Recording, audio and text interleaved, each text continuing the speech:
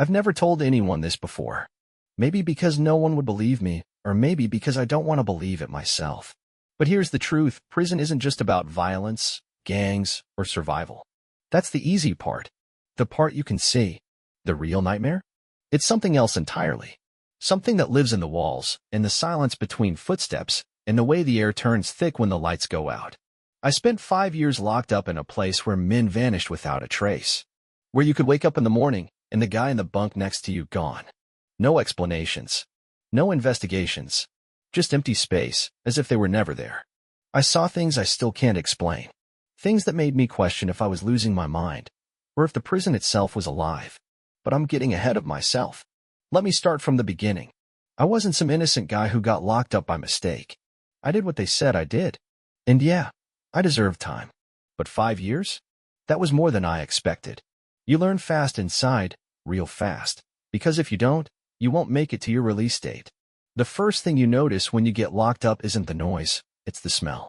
Stale sweat, piss, bleach barely covering something rotten. The air is thick, heavy, like it's been sitting still for decades. You breathe it in, and it clings to your skin, your clothes, your bones. The second thing you notice is the eyes.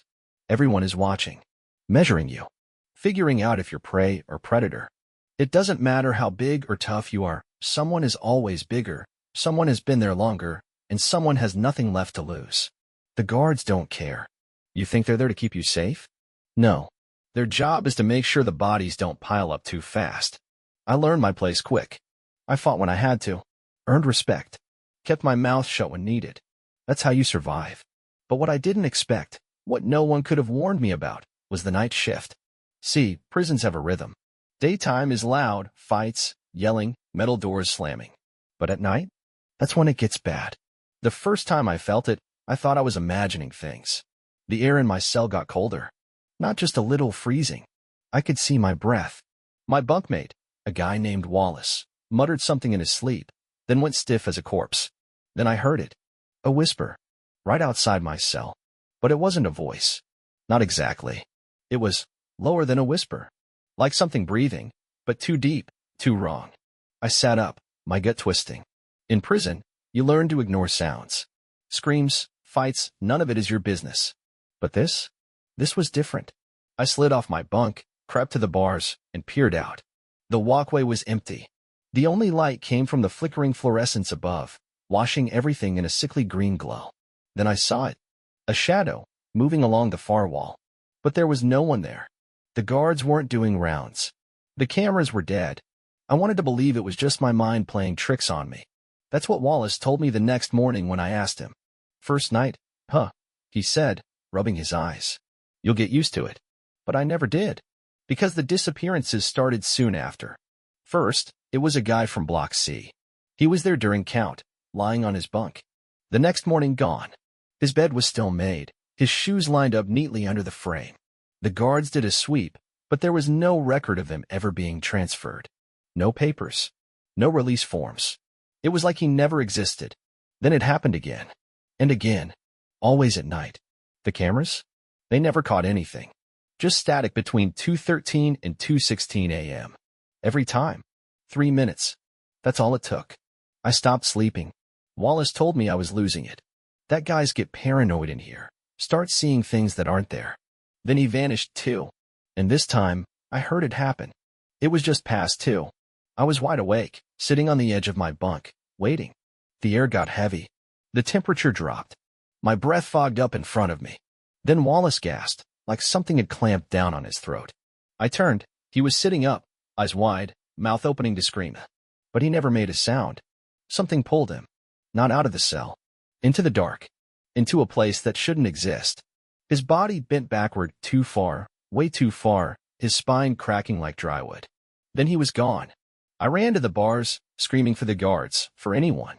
No one came. No one ever does. The next morning, Wallace's bed was made. His shoes were lined up neatly under the frame. The guards didn't ask questions. His name was erased from the records. Other inmates wouldn't even look at me. I should have stopped there. Should have let it go. But I couldn't. Because I knew. I was next. I wasn't born for prison. Before all this, before the bars and the cold cement floors, Before I learned what it really meant to be afraid, I had a life. A normal one. Maybe not perfect, maybe not the kind of thing you see in movies, but it was mine. I worked with my hands. Construction mostly. Hot summers, freezing winters, sweat in my eyes, calluses on my palms. I liked it. There was something about building things, about seeing the progress day after day. Go to a site, see nothing but dirt and steel, then months later, stand in front of something real. Something you made. Routine was simple. Wake up at 5, shower, coffee, black, 2 sugars, grab my gear, and head to the site. The drive was my quiet time. Just me and the road. The hum of an old truck radio playing songs I barely paid attention to. Same gas station every morning. Same cashier. A girl named Megan, who always looked half asleep but managed to nod when I walked in. It was comfortable, predictable. And then there was Lisa. She was the best part of my life. The kind of woman you don't deserve but somehow, by some miracle, end up with anyway. She was smart, way smarter than me. Worked as a nurse, long shifts, endless stress, but she never complained. She had a way of looking at me like she saw more than what I was. Like she saw the man I could be. We had plans. Nothing big, nothing crazy. Just a future. A house someday, maybe a kid or two. I used to joke that if we had a son, I'd make sure he never worked construction. He's gonna be smart, like you. I'd say, and she'd laugh, shake her head.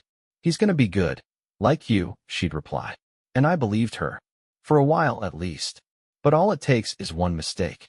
1 second where you don't think, don't stop, don't walk away. And suddenly, everything you built, everything you planned, is gone. It happened fast. Too fast. A bar fight. Stupid, pointless. I'd been in a few before. Nothing serious. Nothing that would land me in a courtroom. But that night was different. I don't even remember what started it. Some asshole mouthing off. Maybe me mouthing off back. A shove. A swing. The sharp crack of a skull against concrete. And then silence. Not the kind of silence where everything's fine. The kind that feels wrong. I knew before the sirens came that it was bad. That this wasn't something I could walk away from. Lisa was at the trial. She sat in the back, hands clenched in her lap, looking at me like she wanted to believe this wasn't happening. Like if she stared hard enough, she could rewind time, undo it all. 5 years. That was the sentence. And in that moment, I swear I stopped breathing. 5 years. 5 years in a place I had never even let myself imagine. I thought prison would be the punishment. That it would be hard, brutal, something I'd have to fight through every single day. I was right, but I was also wrong. Because I didn't know then that prison isn't just a place. It's something else. Something alive. And the second those gates shut behind me, I felt it watching. Waiting. I just didn't know for what. Not yet. The first thing they take from you in prison isn't your freedom, it's your name. When I stepped through those gates, I stopped being me. I was just another number, another body in the system, another ghost walking the endless corridors of concrete and steel. The guards processed me like they'd done 1,000 times before.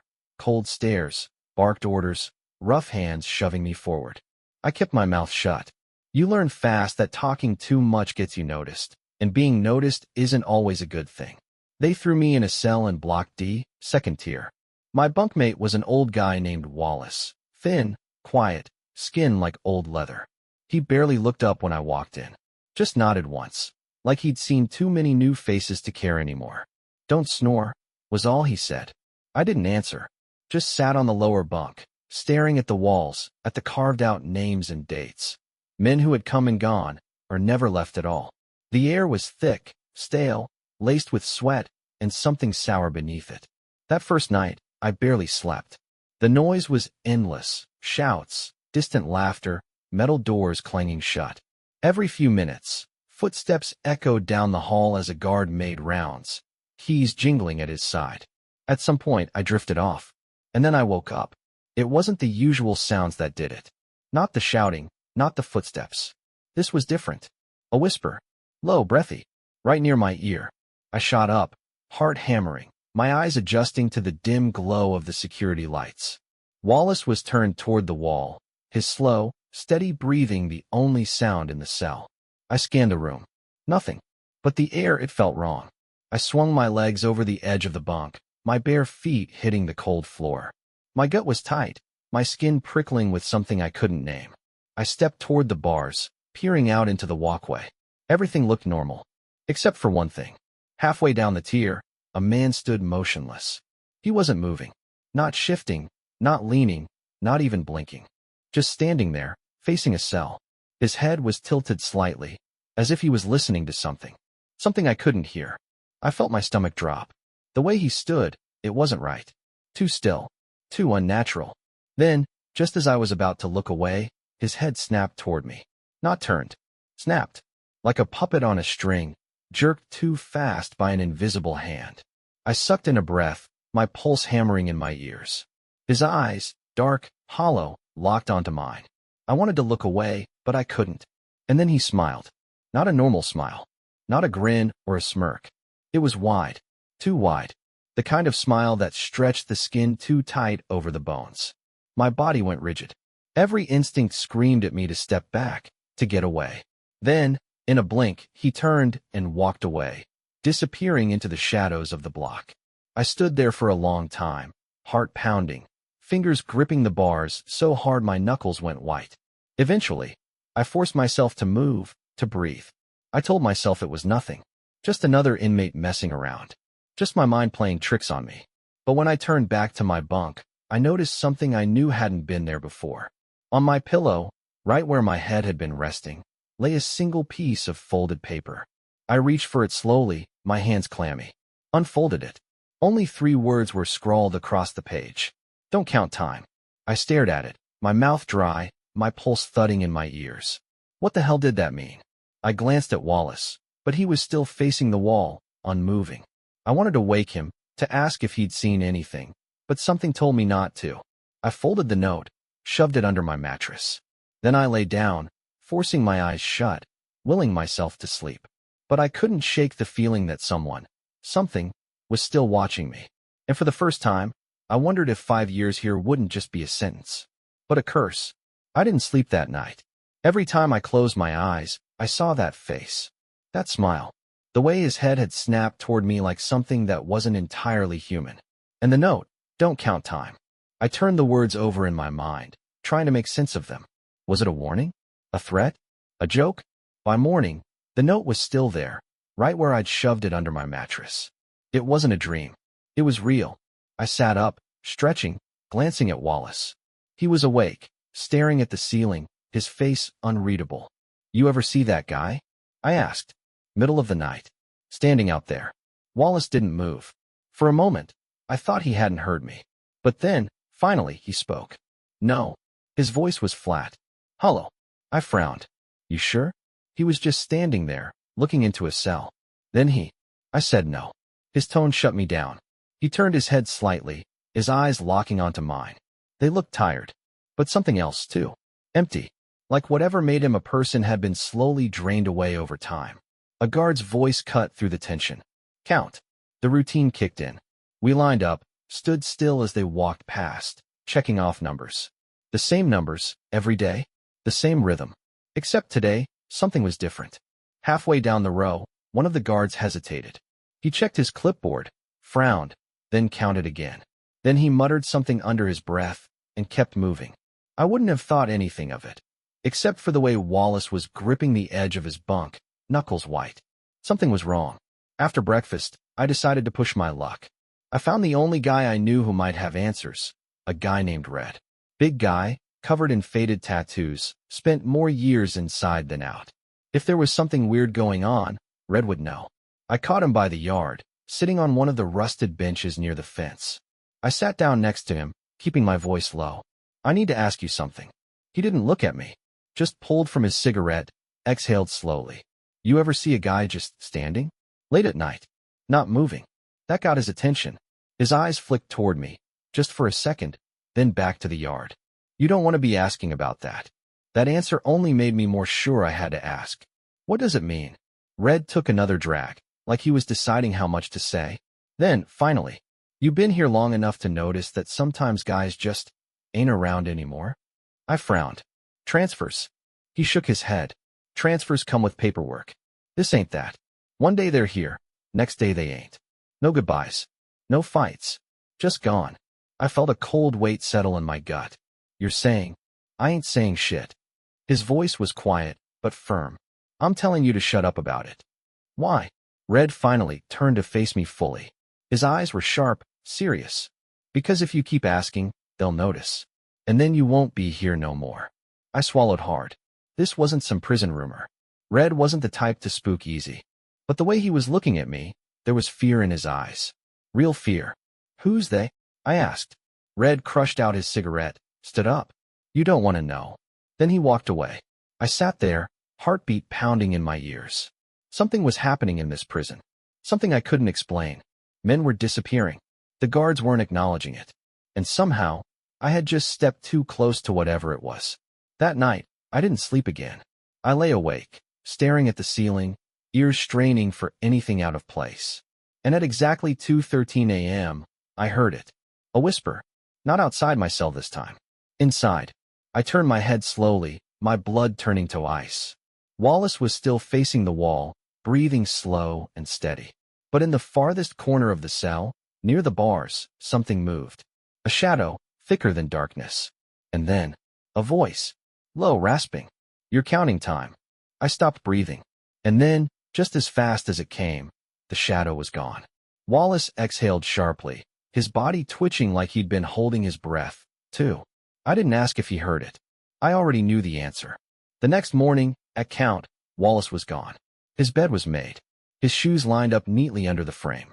And the guards didn't ask any questions. They just kept walking, like he had never been there at all. Wallace was gone. Not transferred. Not in the infirmary. Just gone. No one talked about it. Not the inmates. Not the guards. At breakfast, his usual spot at the table sat empty, but no one looked at it.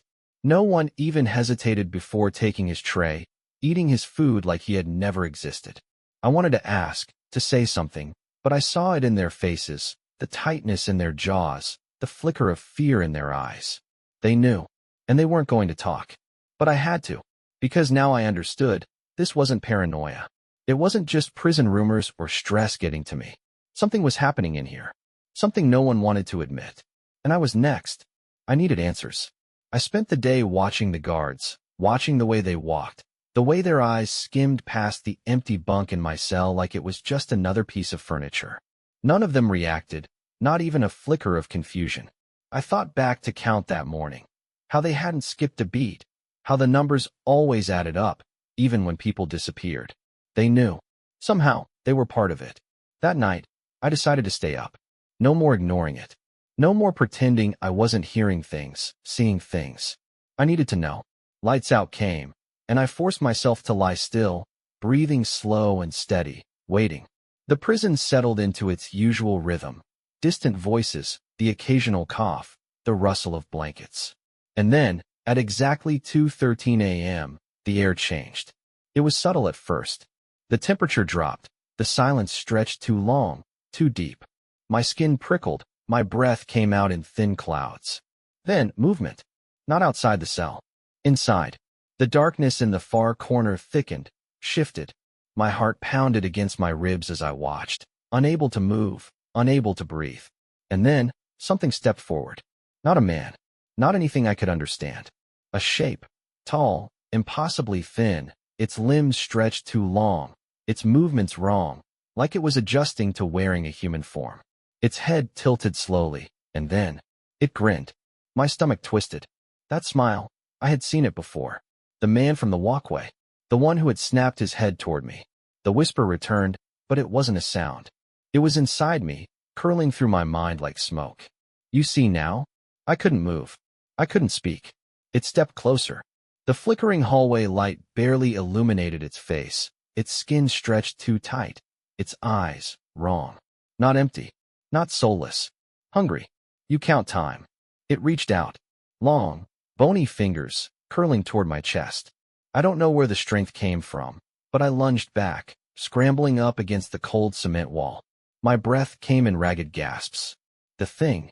It watched me, head tilting, studying me like I was something new, something interesting. Then, slowly it stepped back. It didn't leave. It melted into the darkness. 1 second it was there, the next, gone. I sat frozen, heart hammering so hard I thought it would break my ribs. And then, the hallway lights flickered back to normal. The cold air lifted. The prison was quiet again, like nothing had happened. But something had happened. And I knew, without a doubt, Wallace hadn't left. He had been taken, and I was next. I didn't sleep after that night. Not that I had been sleeping much anyway, but now I couldn't even pretend to try. My body was exhausted, my mind screaming for rest, but every time I shut my eyes, I saw it. The grin, the way it watched me, the way it knew. Something was happening in this prison, something worse than gangs, worse than violence, worse than anything I had ever imagined. And now it had noticed me.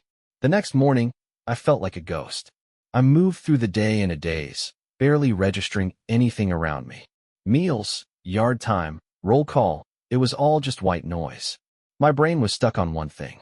What happens when it finally takes me? Because I knew, deep down, that's what was coming. I tried to keep my head down, but I could feel eyes on me. Not just from the guards. From the other inmates. They looked at me differently now. Some with pity. Some with fear. Like they knew what was coming. Red caught up with me in the yard. "You look like shit," he muttered, sitting next to me on the concrete bench. I didn't answer. Just stared ahead. He sighed. "So you saw it." My breath hitched. He knew. I turned to him, searching his face. "What is it?" My voice was barely above a whisper. Red ran a hand over his shaved head, glancing around before speaking. "You ever hear about the numbers game?" I frowned. "What?" He leaned in slightly, keeping his voice low. "Every prison has a capacity, right? A set number of bodies it can hold at any time. And this place? It's never overpopulated. That should have been a good thing. But the way he said it, cold, certain, sent a chill through me. "What are you saying?" Red exhaled sharply. "I'm saying the count never goes above what it's supposed to. Not once. Ever. No matter how many new guys come in." I felt my stomach tighten, because I knew what that meant. For every new body they brought in, an old one had to go. My head spun. I thought back to Wallace. To the guard hesitating during count, double-checking his numbers. To the way no one reacted when inmates disappeared. I whispered the question I already knew the answer to. "Where do they go?" Red's jaw clenched. He didn't answer. He didn't have to. My hands curled into fists. "The guards. They know," he interrupted, his voice sharp. "They let it happen." I felt sick. "So it's them? They're the ones doing this." Red hesitated. Then, finally, "No." A pause. And then, "It's something else." The words hit like a punch to the gut. I wanted to argue, to say it was impossible. But I had seen it. Felt the cold, heard the whispers. Watched as something moved through the dark and took Wallace right out of existence. This wasn't a man. It wasn't something that could be bribed, fought, or reasoned with. I swallowed hard. "How do I stop it?" Red gave a hollow chuckle. "You don't." I gritted my teeth. "Then how do I survive?" He stared at me for a long time. His expression unreadable. Then he leaned in, voice barely above a whisper. "You ever wonder why I've been in here so long?" I frowned. "You got life, didn't you?" He shook his head. "Nah. I was supposed to be out 2 years ago." Confusion flooded me. "Then why?" "Because I know the rules." His eyes darkened. "You want to survive? You never count the days." I froze. "The note. Don't count time." Red kept talking. "It doesn't just take anyone. It takes the ones waiting. The ones counting down the days until they walk free." My chest felt tight. "That doesn't make sense." He shrugged. "Does any of this?" I didn't have an answer. He stood up. "You want to live? Forget the outside. Forget the day you're supposed to leave. You start thinking about freedom, about counting the days." He trailed off. "Well, you've seen what happens." He walked away, leaving me there, my mind racing. I had a choice. I could do what he said. Try to forget. Try to act like my sentence didn't have an end. Maybe it would work. But what if it didn't? What if I was already marked? That night, I lay in my bunk, staring at the ceiling, my heart pounding. And when the clock hit 2:13 a.m., the whisper came back. "You're still counting." I stopped counting. I tried, at least.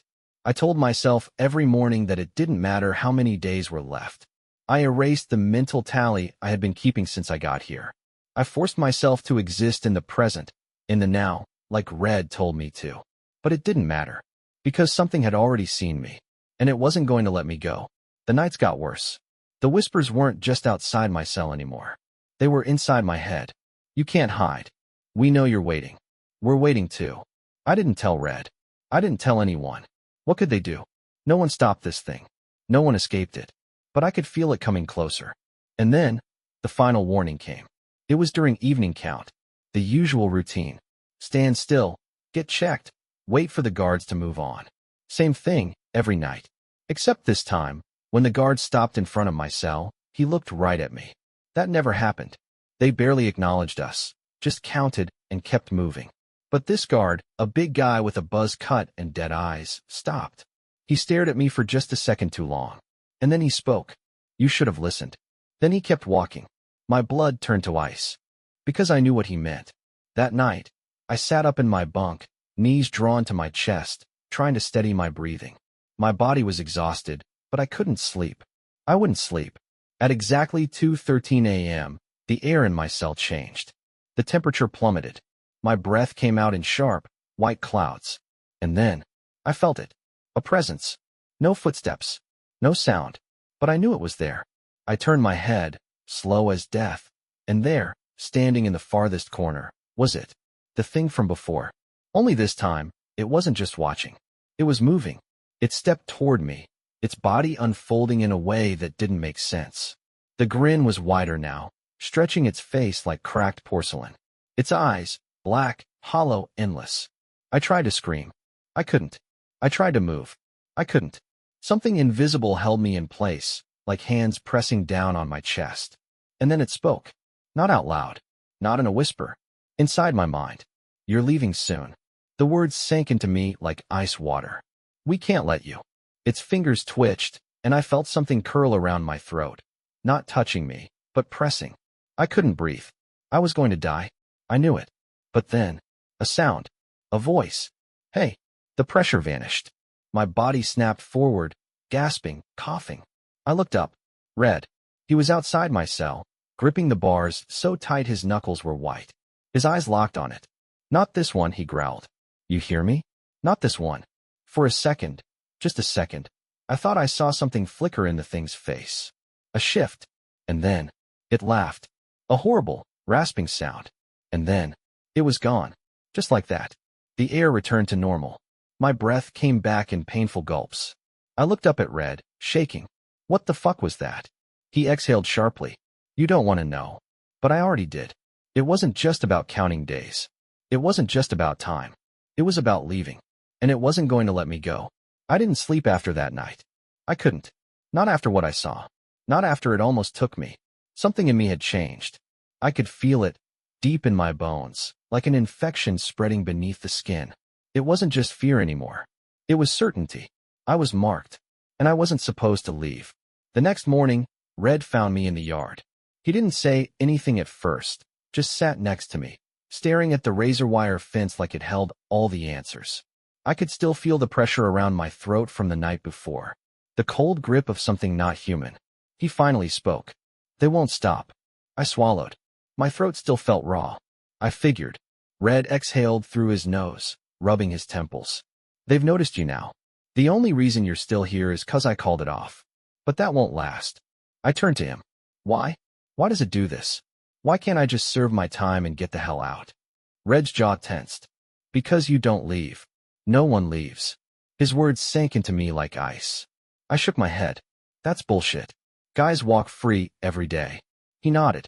Yeah, that's what they want you to think. I stared at him, my pulse hammering.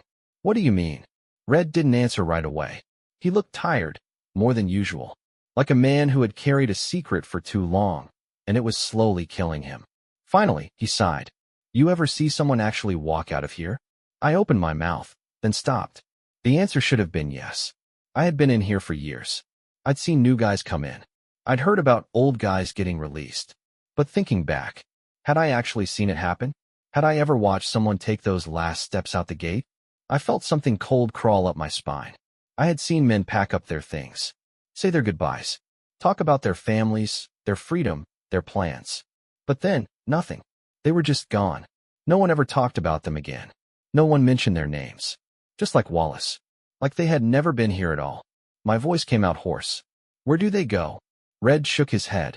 I don't know. I don't want to know. He leaned in, lowering his voice. All I know is that every single one of them was counting down. Every single one was waiting to leave. The realization hit like a sledgehammer to the chest. I wasn't getting out. I could make it to my release date. I could step up to the gates, sign my name, do everything right. And I'd never make it past those walls. Not really. Because it was waiting. And when my time was up, when I took those final steps toward freedom, it would take me. I felt sick. My entire body went cold. There had to be a way out. There had to be. But as I sat there, staring at the fence, at the towers, at the endless sky beyond these walls, for the first time since my sentence began, I wondered if I had already died. And I just hadn't figured it out yet. I used to think prison was temporary, that it was something you served, something that ended when the time was up. But now, I know the truth. Prison isn't just the bars, the walls, the guards who barely look at you. It isn't the fights, the gang politics, the endless routine. Prison is something else. And I am still in it. Even now, even after everything, I still don't know exactly what it is. A presence? A force? Something older than this prison itself? Something that needs bodies, that needs us, to sustain itself? I don't know. But I know this. Men don't leave this place. Not really. Maybe their names get erased, their beds get emptied, their numbers get reassigned. Maybe the world outside believes they walked free, back into their lives, back into their homes. But that's not the truth. The truth is they vanish. And no one ever speaks about them again. I think about Wallace sometimes. How he knew. How he never said a word, just lay in that bunk, waiting. I think about the guard who saw me, who warned me. I think about Red, sitting in the yard, a man who should have been free but chose to stay, because whatever was waiting outside those walls was worse than anything in here. I used to tell myself I was counting down the days to my release. But I stopped counting. I don't know how long I've been here anymore. I don't ask when my release date is. I don't mark time. I don't think about the outside world. Because if I do, if I let myself hope, it'll know. And I can't let it see me. Not yet. Not until I figure out what happened to the ones who left before me. Not until I know what's waiting beyond those gates. Because if there's one thing I understand now, it's this.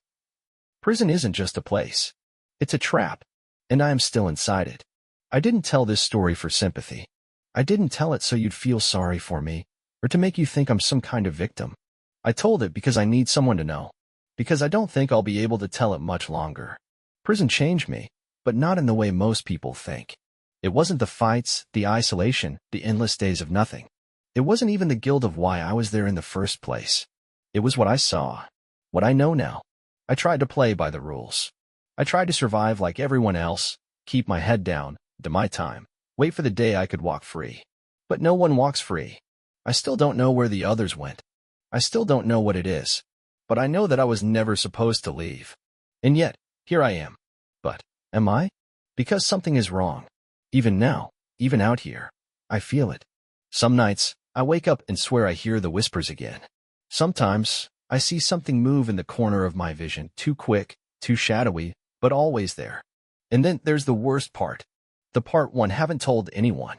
Every so often, I catch people looking at me, like really looking at me. Their brows knit together, their mouths open slightly, like they're about to ask something but think better of it. And then they shake their heads, mutter something under their breath, and keep walking. Like they're seeing something that isn't supposed to be here. Like I'm not supposed to be here. And sometimes, I wonder if I ever really left at all. If you've ever felt it, like something was watching, like something was waiting, tell me. Because I need to know I'm not alone. I need to know that I'm real.